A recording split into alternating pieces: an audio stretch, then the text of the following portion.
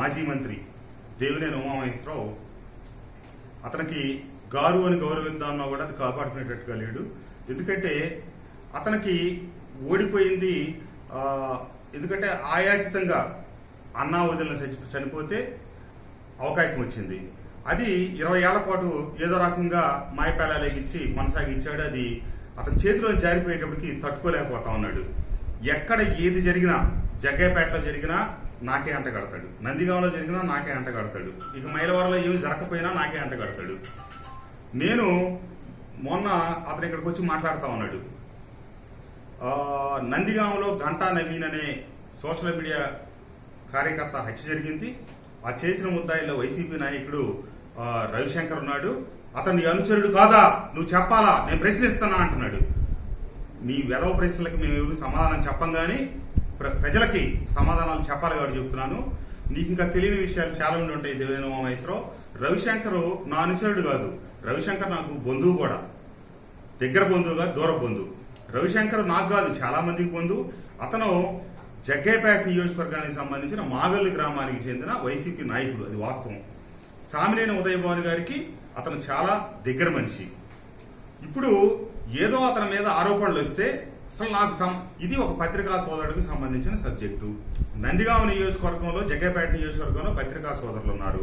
నేను ఒకటే డిమాండ్ చేస్తున్నా, దేవినేని ఉమామహేశ్వరరావు లాంటి దగుల్బాజీ లుచ్చా రాజకీయ నాయకులు వ్యవహారం మీరు బయట పెట్టాల్సిన అవసరం ఉంది. ఎందుకంటే ఒక పత్రికా కుటుంబంలో మీ సోదరుడు ఒకటి చనిపోతే పోలీసులు విచారణ జరిపి ఎవరో కొంతమందిని ముద్దాయిలని, కొంతమందిని సూత్రధారులని వాళ్ళు నిన్న ఒక ప్రెస్ మీట్ పెట్టి వివరాలు చెప్పారు. ఇతగాడు ఇక్కడికి వచ్చి దీన్ని రాజకీయం చేయాలని చెప్పి చూస్తా ఉన్నాడు. ఎందుకంటే పత్రికా సోదరులకు కూడా అన్ని విషయాలు తెలుసు. నందిగామ జగ్గయ్యపేట నియోజకవర్గ అక్కడ వాళ్ళకి స్థానిక విషయాలు తెలుసు. కాబట్టి నేనేం డిమాండ్ చేస్తానంటే దీని మీద మీరు ఒక నిజ నిర్ధారణ కమిటీ చేయండి. దేవినేని ఉమామహేశ్వరరావు చెప్పేది కనుక నిజమైతే, పత్రికా సోదరులు కనుక అది అవును వసంత కృష్ణ ప్రసాద్ పాత్ర ప్రత్యక్షంగానో పరోక్షంగానో ఉందంటే కనుక నేను మీరేం చెప్తే అది చేస్తా. అట్లాగే అసలు దీనికి అతనికి ఏం సంబంధం లేదు, ఇది రాజకీయంగా దేవినేని ఉమామహేశ్వరరావు వాడుకుంటున్నాడంటే కనుక, ఎందుకంటే మీకు సంబంధించిన సబ్జెక్ట్ కదా, మీకు అందరికీ తెలుసు, మీరు చైతన్యవంతమైన వ్యక్తులు, ఏదో ఒక ఉద్యోగులు, ఒక మామూలు రైతులు, గృహంలో భూముల్లో ఈ వ్యవహారం కాదు, అది పత్రికా సోదరుడు కాబట్టి. అట్లా మీరు కనుక అతను తప్పుడు ఇట్లాంటి ఒక దాన్ని కూడా రాజకీయంగా మలుచుకొని బురద జల్లాల్సిన ప్రయత్నిస్తున్నటువంటి దేవినేని ఉమామహేశ్వరరావుని పత్రికా సోదరులు బ్లాక్ చేయాలి. అతను కనీసం ఒక 4 రోజుల పాటు ఏ మీడియాలో కూడా అతను కవర్ కాకుండా మీరు చూడాలి. ఎందుకంటే తప్పుడు వ్యవహారాన్ని, ఒక విషయాన్ని బయటికి తీయకపోగా ఇంకా దాన్ని వాడుకోవడానికి ప్రయత్నిస్తున్నాడు. కాబట్టి అతని యొక్క అంతరంగాన్ని ప్రజలకు మీరు తెలియజేయాలి. అతని యొక్క నీచపు ఎత్తుగడలు మీరు ప్రజలకు తెలియజెప్పాలి. పత్రికా సోదరులు కోరుతా ఉన్నాను ఇట్లా. ఎందుకంటే అందరికీ తెలిసిన విషయాలు, జగత్ ఎరిగిన విషయాలు ఇట్లా మాట్లాడుతూ ఉంటాడు. ఎందుకంటే నాకు బంధువులు చాలా మంది ఉన్నారు. అంటే వాళ్ళు చేసే వాటిని నేను బాధ్యుడినా? దేవినేని ఉమామహేశ్వరరావుకి బంధువులు చాలా మంది ఉన్నారు. జేబులు కొట్టేవాళ్ళు, కన్నాలు వేసేవాళ్ళు, వాళ్ళు అందరూ. అన్నిటికీ దేవినేని ఉమామహేశ్వరరావు బాధ్యత వహిస్తాడా? ఇప్పుడు జగ్గయ్యపేట నియోజకవర్గానికి చెందిన వాడు గంటా నవీను, జగ్గయ్యపేట నియోజకవర్గానికి సంబంధించిన వాడు ఈ కొమ్మినేని రవిశంకరు. వైసీపీ నాయకుడు అయితే కావచ్చు, పోలీసు వారు అనుమానంతో అతని మీద పెట్టారు. అది అతను రేపు కోర్టులో నిరూపించుకుంటాడు. కోర్టులో నిరూపించుకోలేకపోతే శిక్ష పడుద్ది, అది అతను అనుభవిస్తాడు.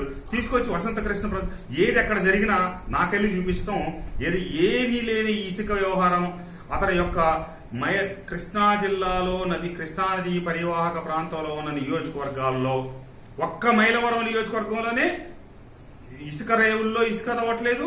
ప్రైవేటు భూముల్లో కూడా ఈ సంవత్సరం 13 నెలల కాలంలో ఒక్క అనుమతి కూడా ఇవ్వాలి ఈ రోజు వరకు.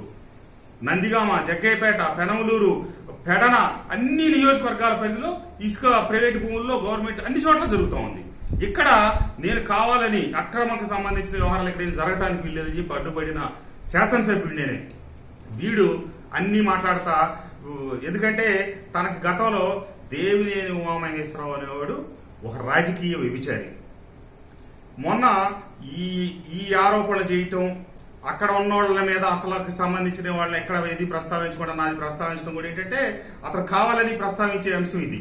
కావాలని నన్నే టార్గెట్ చేసి మాట్లాడుతున్నాడు. అతనికి నేనే రాజకీయ శత్రువుని, అతని దృష్టిలో నేను ప్రత్యర్థిని కాదు, అతనికి నేను రాజకీయ శత్రువుని. కాబట్టి అతను ఎంతసేపటికి ఆ మాజీ ఊడిపోయిన పదవి గురించే ఆ బాధలో దుగ్ధలో ఇవన్నీ మాట్లాడుతూ ఉన్నాడు. కాబట్టి ప్రజలు గమనించండి, గమనిస్తున్నారు. ఎందుకంటే మైలవరం నియోజకవర్గంలో ఏది జరగట్లా, ఏది కనపడట్లేదు. కాబట్టి ఎక్కడెక్కడ నందిగామ జగ్గేపేటలో తీసుకొచ్చి నాకు ఆపాదిస్తా ఉన్నాడు. రేపొద్దున ఇక్కడ ఏం జరిగినా కూడా అన్ని నాకే ఆపాదిస్తాడు. అది అతను నైజం. 2, ఇంకోటి చెప్తా ఉన్నాడు. నేను పొరగొట్లో 2 సెంట్లు స్థలం ఇస్తే ఈ కృష్ణప్రసాద్ సెంటున్నర చేయటం ఏంటి, ఈ కృష్ణప్రసాద్ ఇదేంటి అదేంటి, నీ అమ్మ మొగుడు సొమ్ము ఏమైనా తెచ్చి నువ్వు 2 సెంట్లు ఇచ్చావా? నేను ఇచ్చానని చెప్తున్నావు. నీ అమ్మ మొగుడు సొమ్ము కాదు, నా అమ్మ మొగుడు సొమ్ము కాదు, ప్రభుత్వ సొమ్ము. నీకు చేతగాని దద్దమ్మవు నువ్వు 10 సంవత్సరాలు శాసనసభ్యుడిగా 5 ఏళ్లు మంత్రిగా ఉండి నీకు ప్లాట్లు ఇవ్వడం చేతగాల. మా ప్రభుత్వం ఒక విధి విధానాలు, అర్బన్లో అయితే సెంట్ అని, గ్రామీణ ప్రాంతాల్లో అయితే సెంటున్నారని ఒక విధానపరమైన నిర్ణయం ఉంది. దాని మేరకు ఈ రోజు మేము సెంటున్నర స్థలం నేను వచ్చిన తర్వాత మళ్ళీ ఇస్తాను.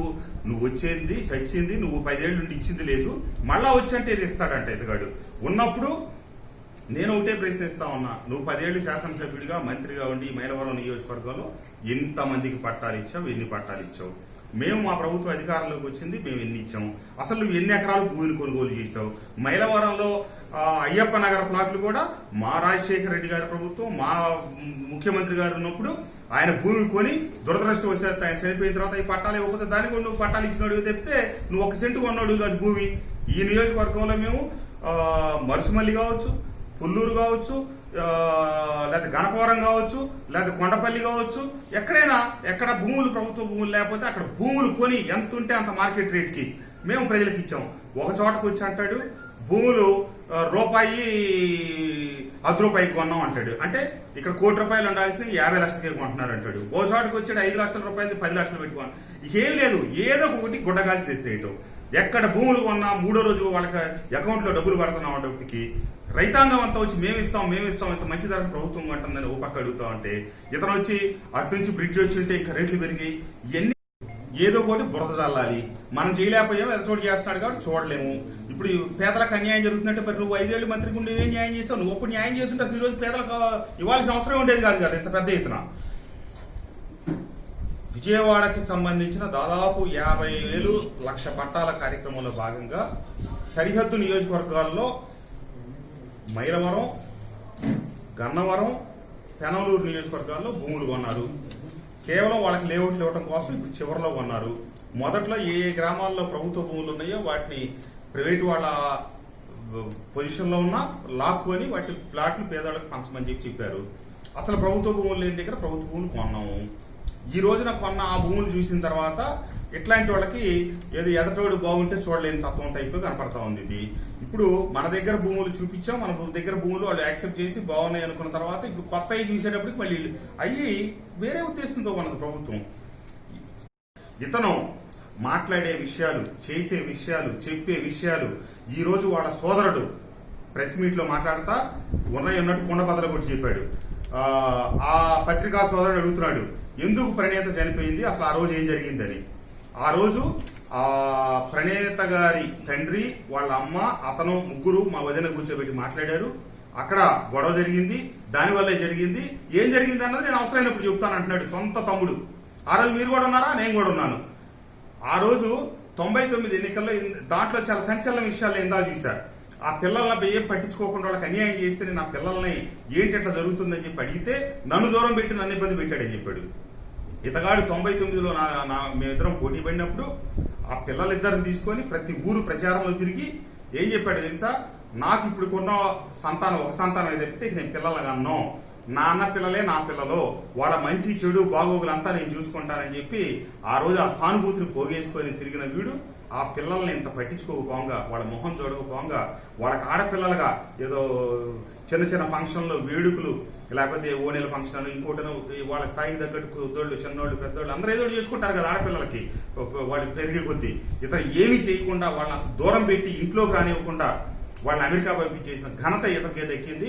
ఇతగాడు వచ్చి అనవసరపు అవాకులు చవాకులు మాట్లాడుతున్నాడు. ముందు నీ సంగతి చూసుకో దేవినేని ఉమామహేశ్వరరావు. నీకు అక్రమాలు అలవాటు, నీ నాయకులకి మీదో గ్యాంగు, మీ గ్యాంగుకి అలవాటు. కాబట్టి ఏమీ లేని వీటిలో పేదలకు మేము పట్టాలు ఇచ్చే భూములు చదును చేసి వాటికి చక్కగా అభివృద్ధి పరిచేస్తామంటే నువ్వు చూడలేవు, అదేదో అక్రమాలు జరుగుతున్నాయని ఏడుస్తావు. అంతేగాని ఇబ్రహీంపట్నంలో ఇప్పుడు మేము ఇవ్వబోయే ప్లాట్లకి లెఫ్ట్ రైట్ 2 లేఅవుట్లు ఉన్నాయి. వాటిలో ఆ నల్లమట్టిలో అడుగు పెట్టడానికి లేదు, కరెంటు సౌకర్యం లేదు. ఇతగాడు 600 ప్లాట్లు ఇప్పించాడు ఆ రోజుల్లో హడావుడిగా. వాళ్ళకి ఏ మౌలిక సదుపాయాలు లేక ఈ రోజు నేను వాళ్ళకి రోడ్లు పోయించి కరెంట్ ఇప్పించి వాళ్ళు ఇల్లు కట్టుకొని ఉంటున్నారు వితౌట్ కరెంట్ లేకుండా. మీరు వెళ్ళి ఇప్పుడు చూడండి, నేను మొన్న కొంతమంది సోదరులను తీసుకెళ్లి చూపించాను. ప్లాట్లు ఇచ్చిన 3వ సంవత్సరం కూడా వాళ్ళకి ఇప్పుడు అక్కడ ఏమీ అవకాశం లేదు. ఈ రోజు నేను ఆ మౌలిక వసతులు ఏర్పాటు చేపిస్తున్నా. నన్ను అదే నేను చేస్తున్న తప్పు అంటా ఉన్నాడు అతను చేయని దానికి. ఇప్పుడు మధ్యలో ఇప్పుడు కొత్తగా లేఅవుట్ మేము డెవలప్ చేస్తున్నది పక్కదాంతో పోల్చుకుంటే 3 అడుగులు ఎత్తులేపాం. భవిష్యత్తులో దానికి మునకకు కానీ ఇంకొక దానికి కానీ ఏ అవకాశం లేకుండా ఏ ఇబ్బంది లేకుండా మేము నీట్గా డెవలప్ చేస్తున్నాం. ఈ అవాకులు చవాకులు మాట్లాడి అతను అవకాశం ఉంటే ఏం చేశాడు, దాన్ని ఏ రకంగా దుర్వినియోగం చేసుకున్నాడు అందరికీ తెలుసు. నేను మా పార్టీలో ఉన్నవాడు కూడా కొంతమందికి చెప్తా ఉన్నాను, మీరు దయచేసి గమనించండి. దేవినేని ఉమామహేశ్వరరావు అనేవాడు రాజకీయ వ్యభిచారి. అతనితో ఏదన్నా గనక సంబంధాలు నేర్పితే ఆల్రెడీ గతంలో తెలిసి తెలియక నేను కూడా ఒకసారి నేర్పా. వచ్చి తమ్ముడు మనం కలిసి డెవలప్ చేస్తున్నాం అది ఇదంటే నేను దగ్గర పోతే ఆ రోజుల్లో నాకు కూడా జబ్బులు వచ్చినాయి అతని మూలంగా, ఏది ప్రజల్లో చెడ్డ పేరు. ఆ తర్వాత అతను కుళ్ళిపోయి చెప్పా కదా, అతనికి ఇప్పుడు రాజకీయ ఎయిడ్స్ వచ్చింది. అతను ఓడిపోయి చివరి దశలో ఉన్నాడు. అతను కనుక కొట్టుకుంటే వాళ్ళకు కూడా అదే వస్తుంది. దయచేసి అతనితో ప్రత్యక్ష పరోక్ష లావాదేవీలు కొంతమంది జరుగుతున్నట్టుగా మా దృష్టికి వస్తా ఉంది. అది ఎవరికీ మంచిది కాదు. అతను మునిగిపోతా ఇతరులు ముంచేవాడు, అతని కుటుంబాన్ని అతను సర్వనాశనం చేసినవాడు. కాబట్టి అతని నైజాన్ని అర్థం చేసుకోండి, మైలవరం ప్రజలు అర్థం చేసుకోండి. ఇప్పుడు జరగనయ్యే మా మీద పెడుతున్నాడు. రేపు ఇక్కడ జరిగినవి ఏమైనా ఉంటే ఇంకే రకంగా చేస్తాడో ఇక చూడక అర్థమవుతుంది. దయచేసి అందరూ గమనించాలని, అట్లాగే మైలవరం నియోజకవర్గ సమగ్రాభివృద్ధికి ధ్యేయంగా పనిచేస్తా ఉన్నాం. రైతులకి కొంతమందికి ధాన్యం పెద్ద ఎత్తున పంట దిగుబడులు వచ్చినందువల్ల కొన్ని మిల్లులు వాళ్ళే కొనటం, ఆ మిల్లులు వాళ్ళు రోజు కొన్ని కోట్లు వేసినా ఇంకా కొన్ని కోట్లు మిగిలినాయి. అవి కూడా మేము నిరంతరం జేసీ గారు